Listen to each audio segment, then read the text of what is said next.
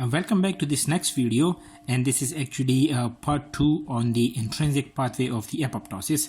In the first part of this video, I've told you that the intrinsic pathway is also called as the mitochondrial pathway, and it is actually controlled by the BCL2 family of the proteins. And I've told you that the BCL2 family of the proteins is divided into 3 subfamilies. The first family is known as the anti-apoptotic BCL2 proteins, and they actually contain these 4 domains: the BH4, the BH3, BH1, and the BH2 homology domains. And the example were the BCL2 and the BCLXL proteins. The second subfamily of the BCL2 family was the pro-apoptotic BH1 to 3 proteins, and they were actually having these 3 domains: the BH3, the BH1, the BH2, and the BH4 domain that was missing, and the backs and the back, they were actually the examples of this particular family of the proteins. The third family of the protein that we discussed was the pro-apoptotic BH3 only proteins, and as the name indicates, they have only got this BH3 domain in their structure. And the examples were the BAD, BIM, the Puma, Noxa. They were actually the examples of the pro-apoptotic BH3 only family of the proteins. Then I've told you that that in the intermembrane space of the mitochondria, the cytochrome C, they are present, and if you want the apoptosis, you have to release this cytochrome C from the intermembrane space of the mitochondria.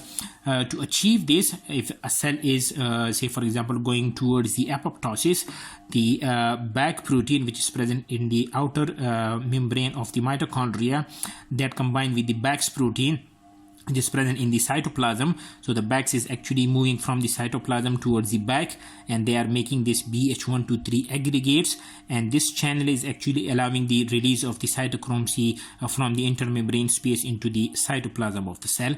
But when the cell do not require the process of the apoptosis, then the anti-apoptotic protein like the BCL2, that combined with the Bax protein, and that's BCL2 also combined with the Bax protein, thereby inhibiting the formation of the BH1 to 3 aggregate family, thereby not allowing the cytochrome C to be released from the intermembrane space into the cytoplasm of the cell to start the process of the apoptosis. I've told you that if you are interested in the if a cell is going towards the apoptosis, the BH3 only protein, they are actually the sensor of the intrinsic signals. They are the intrinsic signals for the apoptosis, and during the apoptosis their concentration increases, and when their concentration increases, what they do is that they are going to bind to the BCL2. The BCL2 will not be able to bind to the Bax and the back, and these two are going to make the BH1 to 3 aggregates, thereby going for the outer membrane permeabilization of the mitochondria, releasing the cytochrome C into the cytoplasm of the cell. Now in this video, I want to focus on this one: how the concentration of the BH3 when senses the intrinsic signal to go for the apoptosis, how their concentration is going to increase in response to this intrinsic signal from the cell. Say for example, this is a double-stranded DNA, and there is a double-stranded DNA break, for example, that is because of the X-rays. Now this means that if the DNA is damaged, so the cell one of the options for the cell is to go for the apoptosis. Now when this X-ray, for example, it is going to make a double-stranded DNA break. This double-stranded DNA break is actually sensed by 2 proteins. One is called as the ATM protein, and the other one is called as the ATR protein. Now this ATM is the ataxia telangiectasia mutated protein, and this ATR is the ataxia telangiectasia and RAD3 mutated proteins. Of course, they have got complicated names, but for short we can call them as the ATM protein and the ATR proteins. So the ATM and the ATR, they are going to sense this DNA damage, and when they are sensing this DNA damage, that is actually going for the activation of the ATM and the ATR proteins. These ATM and ATR proteins are actually the serine threonine kinases. If you look at a human cell, for example, a lot of kinases are there. Kinases are protein which add a phosphate group to its substrate protein. And this particular class of the protein, which are called is the serine threonine kinases, when these serine threonine kinases, they act on their substrate protein, they are going to add phosphate group either on the serine or the threonine amino acid. Therefore, they are called is the serine threonine kinases. So when the ATM and ATR, they get activated, they are going for the activation of two more proteins. One is called is the checkpoint kinase 1, for short that is called is the CHK1, and the other protein is called is the checkpoint kinase 2, for short you can call it is the CHK2. Now that means that the ATM and the ATR are actually going to act on these two proteins, and as the ATM and ATR are the serine threonine kinases, that means that the ATM and ATR are going to add a phosphate group on the serine or threonine residues on the checkpoint kinase 1 protein and the checkpoint kinase 2 protein, thereby activating them. So the ATM and ATR are going for the activation of the CHK1 and the CHK2 proteins. Now the CHK1 and CHK2 proteins, again, they are the serine threonine kinases, and the substrate for the CHK1 and the CHK2 is the p53 protein. Now what this CHK1 and CHK2 are doing is they are going for the phosphorylation of the p53 protein at their serine or the threonine amino acid. Now this p53 protein, it can do three things. It can actually go for three phenomena. The first phenomena is that when the p53 it get phosphorylated by the CHK1 and CHK2, the p53 protein are actually going to make tetramers. That means that four p53 proteins, they are going to combine with each other to make a tetramer. Say for example, this will be one p53, this is another p53, this is another p53, and this is another p53. So four copies of the p53 protein, they are going to combine with each other to make a tetramer, and this tetramer is actually working as a transcription factor. And these transcription factor, as you all know, are responsible for the transcription of a particular gene. When this tetramer is formed, the first thing it do is that it go for the transcription of a protein which is known as the p21 protein.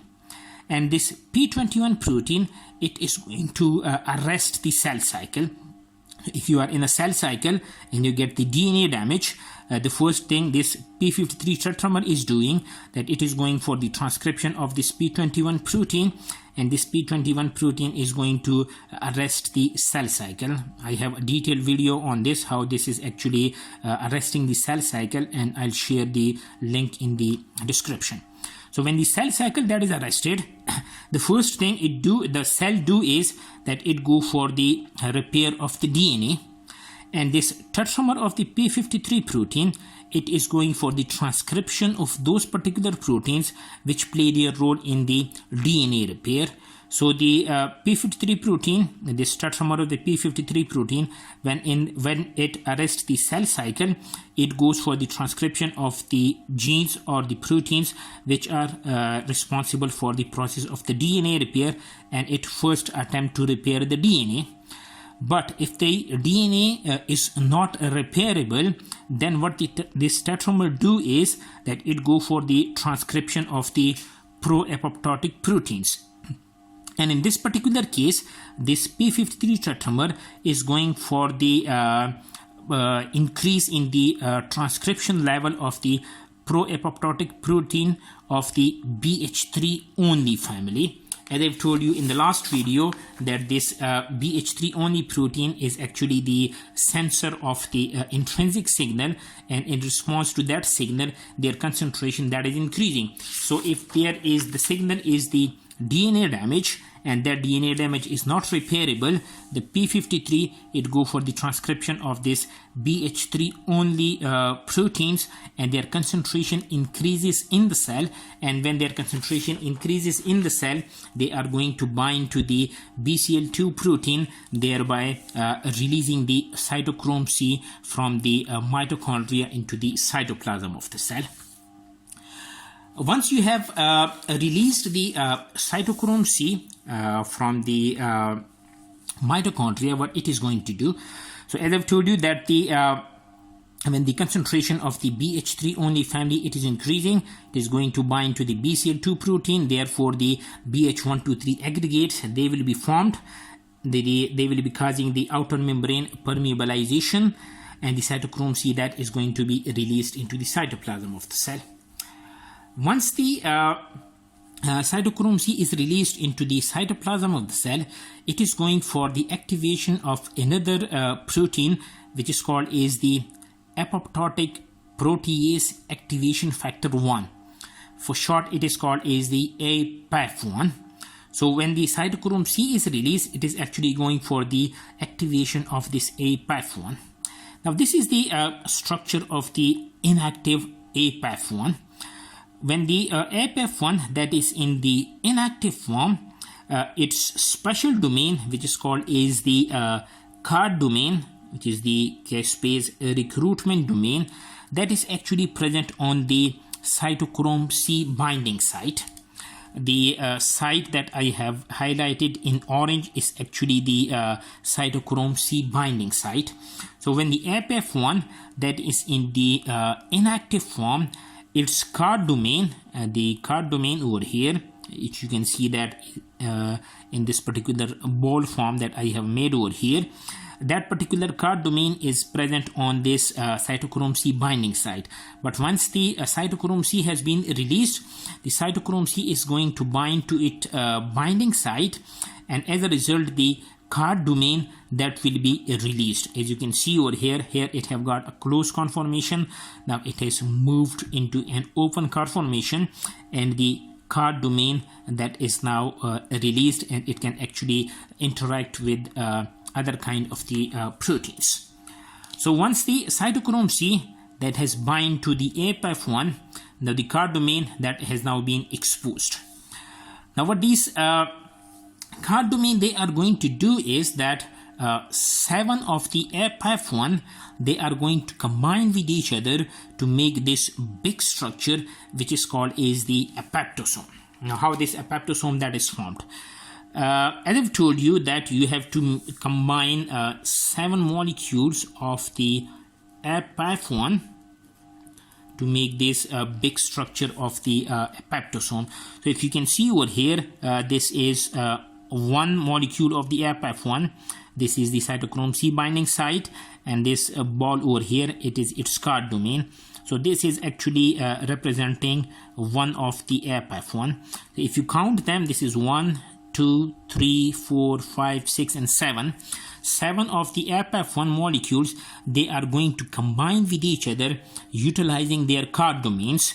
As you can see over here, the card domains of the different molecules of the Apaf1, they are actually interacting with each other to make this big structure of the apoptosome. So this one is the cytochrome C, and this ball over here is the card domain. So 7 of the Apaf1 molecules utilize their card domain to make this big structure which is called is the apoptosome. Now this apoptosome is actually a large quaternary protein structure, and it is responsible for the activation of the initiator Caspases. So when this apoptosome is made, it is going for the activation of the initiator Caspases. And one of the important initiator Caspase when you talk about the intrinsic apoptosis is the Caspase 9. So let us talk about the structure of the Caspase 9 then. If you look at this Caspase 9 over here, it actually is a Caspase. That means this is the inactive form of the Caspase 9. The structure of the Caspase 9 have got 3 domains. The first domain is called is the long pro domain. This is the first domain, and you can see over here that this particular domain, these two boxes, that is actually making this long pro domain. This is called long pro domain. That will be clear in a while why it is called is the long pro domain. If you look at the amino acid sequence of this long pro domain, it actually contains more than 90 amino acids. Another important domain of the procaspase 9 is the large subunit, and you can see this box is actually the large subunit, and the third domain of the procaspase 9 is actually this small subunit. So this small subunit, this is the large subunit, and this is the long pro domain. If you look at this long pro domain, it actually have a card domain. We have one card domain in the Apaf1, and now we also have a card domain in the long pro domain of the procaspase 9. Now what this card domain is doing, that the procaspase 9 utilize its card domain to interact with the apoptosome. As I've told you that you can see over here the card domain of the different Apaf1, they are combining with each other to make this a large apoptosome, and when this large apoptosome is made, the card domain, say for example this is the card domain of the procaspase 9, it is actually going to interact with the card domain of the Apaf1, and utilizing this card domain of the procaspase 9, the procaspase 9 actually interact with this apoptosome. And when the procaspase 9 utilize its card domain to interact with the apoptosome is going to cleave the procaspase 9 at two sides. One of the side is over here. If you can see over here, it is actually cutting at this at the intersection of the long pro domain and the large subunit. So this one is the first cut site. The second cut site the apoptosome make on the procaspase 9 is this one, the cut site between the large subunit and the small subunits. So when the apoptosome cut at these two particular side, this means that the large subunit and the small subunit, they are going to be released from one another. They will be separated from one another. So the procaspase 9 utilize its card domain to interact with the apoptosome, and then the apoptosome cut the procaspase 9, one at this side, one at this side, thereby separating the large subunit and the small subunit from each other. Now if you want to make an active caspase 9, for that you need two large subunit and you need two small subunit. That means to make one active caspase 9, you have to cut two copies of the procaspase 9. So if you cut two copies of the procaspase 9, you will be available with two large subunit and you will be available with two small subunits. So when the apoptosome, of course, that is going to cleave a lot of the procaspase 9, and when they are cut, you are actually available with multiple copies of the large subunit and multiple copies of the small subunits. Now two copies of the large subunit, this is one large subunit, this is another large subunit. Two copies of the large subunit, this is one small subunit and this is another small subunit. So now you have two large subunit and two small subunits, and they combine with each other, and this particular structure is actually the active caspase 9. And when the caspase 9 that is activated, that means you have activated the initiator caspases. Now once the caspase 9 have been activated, this is actually going for the activation of the executioner caspases. As I've told you in the first lecture that first the initiator caspases, they are activated, and then the initiator caspases are actually going for the activation of the executioner caspases. These executioner caspases are also called as the effector caspases. And the caspase 3 or the caspase 7, they are actually examples of the executioner caspases. So once you have activated the initiator caspases, they are going for the activation of these executioner caspases. if you look at the structure of the executioner caspases, they are very much similar to the initiator caspases.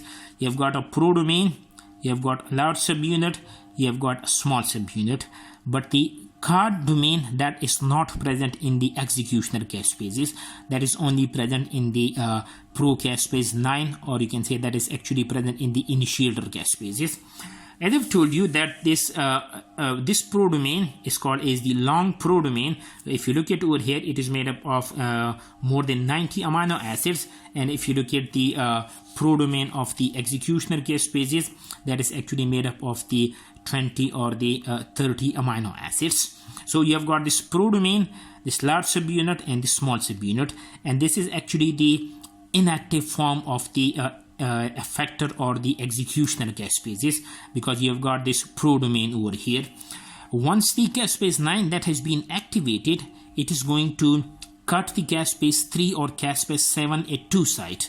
One of the cut site is over here. It is going to cut at the intersection of the prodomain and the large subunit, and the other cut site is over here between the large and the small subunit, again releasing the large subunit and the small subunit, separating the large and the small subunit from each other. Just like the initiator caspases, if you want to make active executioner caspases, for that you need two large subunits and you need two small subunits. That means you have to cut a lot of the inactive executioner caspases by the active caspase 9 to make a large number of the large subunits available and a large number of the small subunits available. So when you have cut multiple copies of the inactive caspase 3 or caspase 7, 2 of the large subunit and 2 of the small subunit, they are actually going to combine with each other, and when they combine with each other, this is actually the active executioner caspase. We will continue this discussion in the next video.